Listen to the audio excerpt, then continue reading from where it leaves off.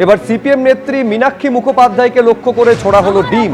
বিজেপির বিরুদ্ধে অভিযোগ তুলেছেন সিপিএম নেত্রী। শীতলকুচিতে সিপিএম কর্মী রহস্য মৃত্যুর ঘটনা ঘটে। মৃতের বাড়িতে যাচ্ছিলেন মীনাক্ষী। রবিবার নদী থেকে উদ্ধার হয় সিপিএম কর্মীর মৃতদেহ। মন্টু মিয়াকে খুনের অভিযোগ করেছে পরিবার। সেই মীনাক্ষী মুখোপাধ্যায় যখন যাচ্ছিলেন তখন তার গাড়ি লক্ষ্য করে এভাবেই ছোড়া হলো ডিম। গাড়ি এখানেই দাঁড়াবে, গাড়ি সরবে না। এখানে যত পুলিশ আছে সব পুলিশ সাসপেন্ড হবে। পুলিশ এখানে দাঁড়িয়ে থাকবে আর এখানে যার যা খুশি চলবে। গাড়ি এখানেই দাঁড় করাবে।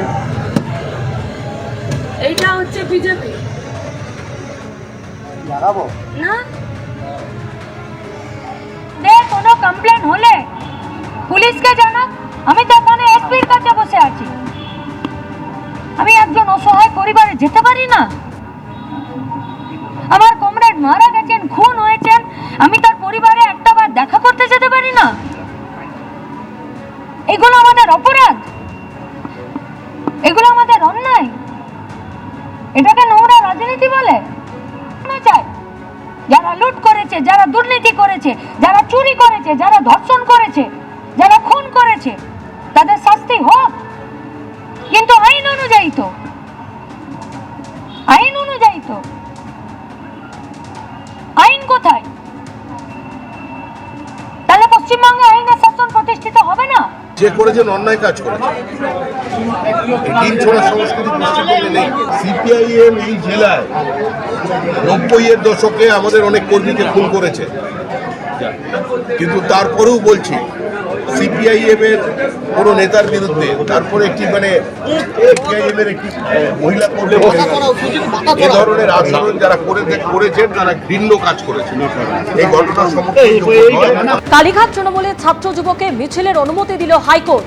শর্ত সাপেক্ষে কাল কালীঘাট তৃণমূলের মিছিলের অনুমতি। বালিগঞ্জ ফাঁড়ি থেকে হাজরা রোড হয়ে হাজরা মোড় পর্যন্ত মিছিল। রোড বদল করে কালীঘাট তৃণমূলকে মিছিলের অনুমতি হাইকোর্টের।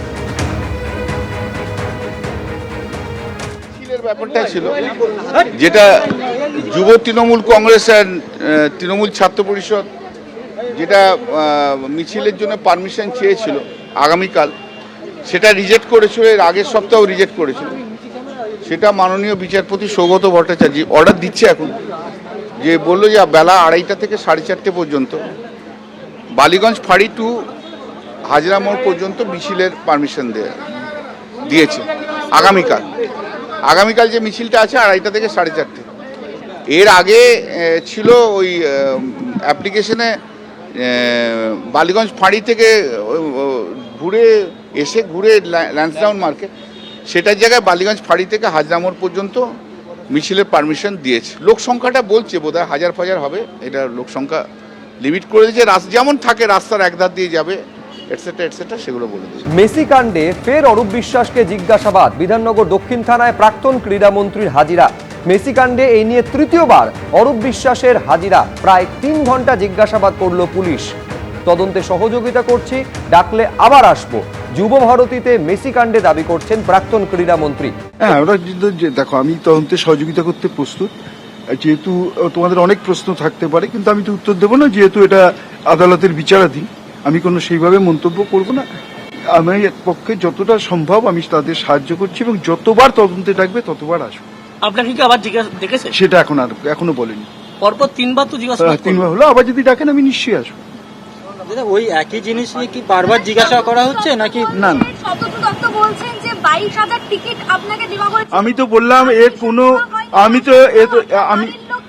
আমি তো এর মধ্যে একটাই কথা বলবো, কোনো প্রশ্নের আপনাদের 1000 প্রশ্ন আছে, আমি সবটাই আদালতে বলবো, এবং আমার এইটুকু বিশ্বাস সত্যই জয়ী হবে, মিথ্যা নয়। তৃণমূলের ব্যাংক অ্যাকাউন্ট নিয়ে তদন্তে এনফোর্সমেন্ট ডিরেক্টরেট। কলকাতার 4টি জায়গায় তল্লাশি ইডির। তৃণমূলের অ্যাকাউন্টে কি ঢুকেছিল শিক্ষা দুর্নীতির টাকা? কয়লা পাচার, বালি পাচারের টাকাও কি ঢুকেছিল তৃণমূলের অ্যাকাউন্টে? তৃণমূলের তহবিল তদন্তে এবার নামলো এনফোর্সমেন্ট ডিরেক্টরেট। আগেই এইচডিএফসি ব্যাংকে তৃণমূলের নামে থাকা 3টি অ্যাকাউন্টের ডেবিট ফ্রিজ করা হয়েছে। অরূপ বিশ্বাসের চিঠি ঘিরে তৃণমূলের তহবিলে বিতর্কের সূত্রপাত হয়। নিজেকে কোষাধ্যক্ষ বলে দাবি করে ব্যাংকে অ্যাকাউন্ট ফ্রিজের আবেদন জানিয়েছিলেন অরূপ বিশ্বাস। বেআইনি লেনদেনের অভিযোগে এই একই অভিযোগ দায়ের করেছিল ঋতব্রত তৃণমূলও। বিধাননগর পুলিশ কমিশনারেটে সাইবার ক্রাইমে এই অভিযোগ দায়ের হয়, আর তারপর ময়দানে নামলো এনফোর্সমেন্ট ডিরেক্টরেট।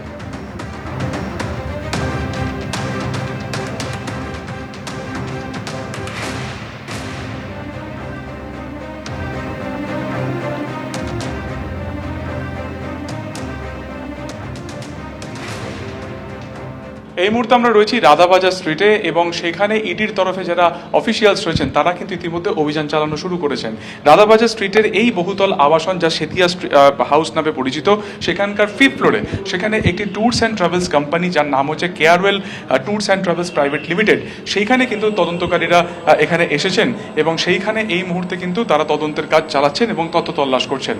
ইডি সূত্রে যেটা জানা যাচ্ছে যে টিএমসির ব্যাংক অ্যাকাউন্ট রিলেটেড এই মামলাতে তারা এই ট্যুরস অ্যান্ড ট্রাভেলসের কি ভূমিকা রয়েছে সেটা তারা খতিয়ে দেখার জন্য কিন্তু এখানে তারা তল্লাশি অভিযান চালাচ্ছেন। মূলত এই ট্যুরস অ্যান্ড ট্রাভেলসের মাধ্যমে তৃণমূলের নেতারা ভোটের আগে বা বিভিন্ন সময় তারা কিন্তু বেশ কিছু জায়গাতে বুকিং করতেন এবং এই ট্রাভেলস কোম্পানির মাধ্যমে কিন্তু চপারও বুকিং হতো। ফলত ইতিমধ্যে এই অ্যাকাউন্ট সংক্রান্ত বিষয় তদন্ত শুরু করেছে ইডি, তারা এসআইআর দাখিলও করেছে। ফলত এই ট্রাভেলস কোম্পানির কি ভূমিকা ছিল, এই ট্রাভেলস কোম্পানির মারফত কোথায় কার নামে কি বুকিং হতো এবং ভিসাও করানো হতো বলে জানা যাচ্ছে এই কোম্পানির থ্রু দিয়ে। ফলত সব মিলিয়ে এই ট্যুরস অ্যান্ড ট্রাভেলসের ভূমিকা কি ছিল পুরো বিষয়টি খতিয়ে দেখছেন ইডির আধিকারিকেরা। ক্যামেরা অতনু কুণ্ডুর সঙ্গে সুকান্ত মুখোপাধ্যায়, এবিপি আনন্দ। এরকম মোট 4টি জায়গা আছে কলকাতায়, যে 4টি জায়গায় তদন্ত করছে এনফোর্সমেন্ট ডিরেক্টরেট। তৃণমূলের ব্যাংক অ্যাকাউন্ট নিয়ে তদন্ত এনফোর্সমেন্ট ডিরেক্টরেট শুরু করেছে। এই যে টাকা তৃণমূলের তহবিলে জমা পড়েছিল সেই টাকার উৎস কোথায়, সেই টাকা কোথায় কোথায় গেছিল, যাবতীয় বিষয়টা মানি ট্রেল খুঁজে বের করার চেষ্টা করছে কেন্দ্রীয় তদন্তকারী সংস্থা।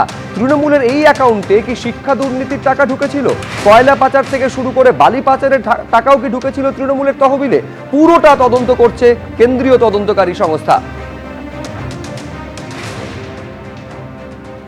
আমাদের তৃণমূল কংগ্রেসের অ্যাকাউন্টে যতগুলো অ্যাকাউন্ট আছে, 11টা বা তারও অধিক অ্যাকাউন্ট হতে পারে, সে অ্যাকাউন্টে যে পরিমাণ টাকা আছে, কত টাকা আছে, টাকার সোর্স অফ ফান্ডের উৎস কী এবং কোথায় কিভাবে খরচ হয়েছে, আমরা বিধাননগর সাইবার ক্রাইম থানায় গিয়ে লিখিতভাবে আমরা জানতে চেয়েছি। তার কারণ হচ্ছে স্বচ্ছতা বজায় রাখা আমাদের প্রয়োজন আছে। আমরা সাইবার ক্রাইম থানায় লিখিতভাবে জানিয়েছি, এটাই হচ্ছে আমার মূল বক্তব্য। এবং এর পরিপ্রেক্ষিতে যদি ইডি সাইবার ক্রাইম, আমরা ইডির কাছে কোনো রকম আমরা অ্যাপ্লিকেশন করিনি।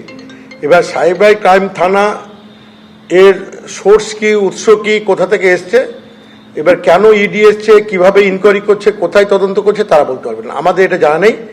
আমরা আমাদের সাইবার ক্রাইম থানায় আমাদের বক্তব্য আমরা রেখেছি। আপনি প্রথম এটা নিয়ে ব্যাংককে জানিয়েছিলেন এটা ফ্রিজ করার জন্য, এরপর বিধাননগর সাইবার পিএস এবং তারপর এনফোর্সমেন্ট ডিরেক্টরেট টাকার উৎস নিয়ে প্রশ্ন উঠছে।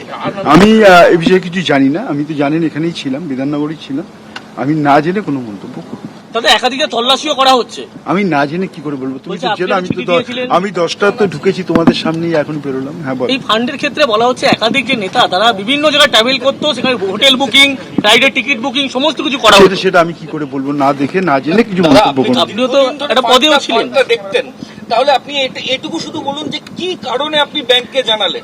আমি এইটা বিষয়ে পরে মন্তব্য করব। এবিপি আনন্দ, এগিয়ে থাকে, এগিয়ে রাখে।